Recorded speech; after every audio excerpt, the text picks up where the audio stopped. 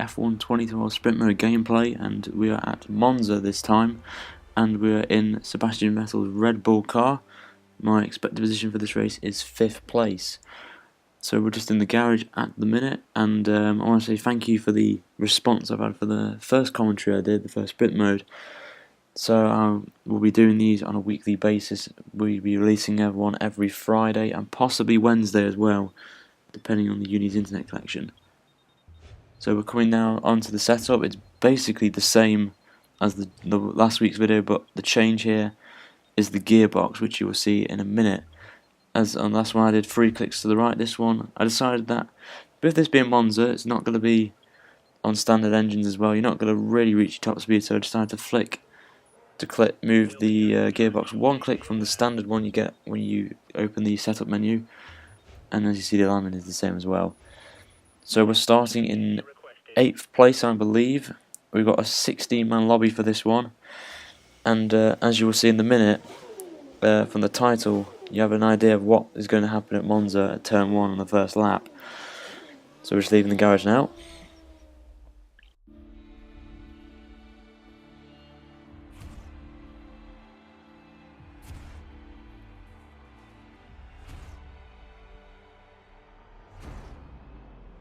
So we're about to start the sprint mode race here at Monza. I'm lying in 8th place, and we have a Ferrari and a Caterham in front of me, and the far rights are on now, and we're away. And it's an alright start for me again.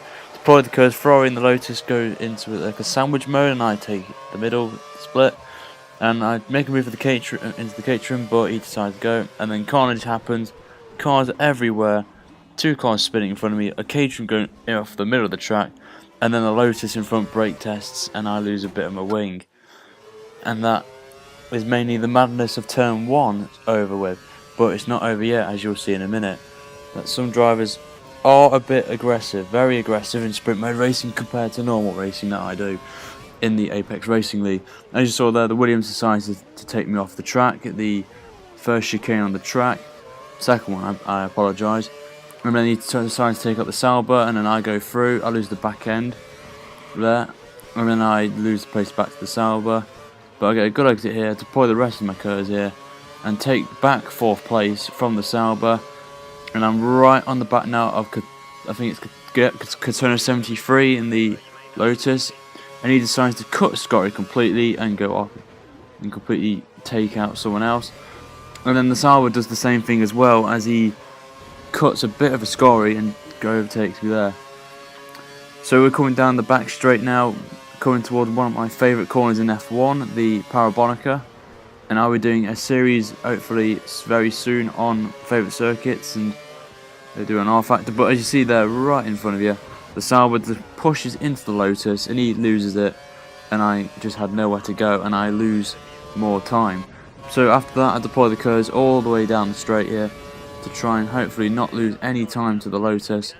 And then out of nowhere, a Toro Rosso pops out and pushes me off, missing turn 1 completely, and then the Williams just decides to spin out. But now I want to talk about this weekend. It's obviously the third to last race of the season, the Abu Dhabi Grand Prix. And as we saw in the practice session today, we saw the McLaren of Lewis Hamilton topping the timesheets in the first session. And then with Sebastian Vettel, who I'm driving now, got the fastest time in the second practice session. So in my opinion, I do believe it will be either a McLaren or a Red Bull for pole and also the win on this weekend. But I'm also keeping an eye on the Lotus cars as well, with Romain Grosjean setting the 4th fastest time. But he's only about really half a second, 6 tenths off the pace of the McLaren and the Red Bulls. But as we know, the Lotus does have very good race pace, so we hope to see the Lotus guys up there fighting with the Red Bull and McLaren, as I do believe this season they should have at least had a win this season. So I was about to start the final lap now of this sprint mode race. I set the fastest lap, 25.2. I deploy all my curves here to try, not all the curves, about nearly 90% of it. Brake at the 150 metre board, lock up a tiny bit on the front right, but no problem there. And then I noticed that the Toro Rosso in front had a bit of a problem coming out of turn 2. He might have lost the back end a bit. So now I now have a sniff of a victory here. Possibly, we're not counting the chickens yet. I see him weaving up ahead. So I'm kind of thinking, oh, is he going to be he's going to be aggressive. He's not going to give his first position away as easy. So I decided to stay behind him and hopefully get some slipstream coming onto the second straight on this lap. So we get a good exit, I come into his slipstream now. I would have curves. He decides to go left and he blocks me off. He goes to the right, takes the defensive line, and then decides to push me into the wall. I lose a bit of my wing, or my wing I think completely. He cuts a scory, I take it nice and clean. I still think I have a chance here. He has a bad exit coming out of the corner. Go in his slipstream. He pulls left to the defense line. Then he goes to the other side. Think he can take me out, but I outfox him and go to the other side. And then I take the pass coming into Parabonica.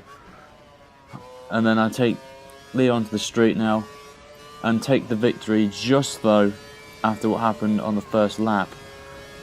And that was the win. And he came second. Surprised he didn't get a penalty though for cutting a bit of a scory and obviously pushing me into the wall on the last lap. But anyway guys, thanks for watching today's video. Please remember to like, favourite and subscribe to the video, and share this with your friends on Facebook and Twitter. Be sure to keep an eye out over the next couple of days for my latest videos, RaceNet Challenge, some more sprint mode, and also a video over the Abu Dhabi race and also what's been happening in the F1 world over the past week. Anyway guys, hope you enjoy the rest of your evening and day, and see you soon. Take care, cheers.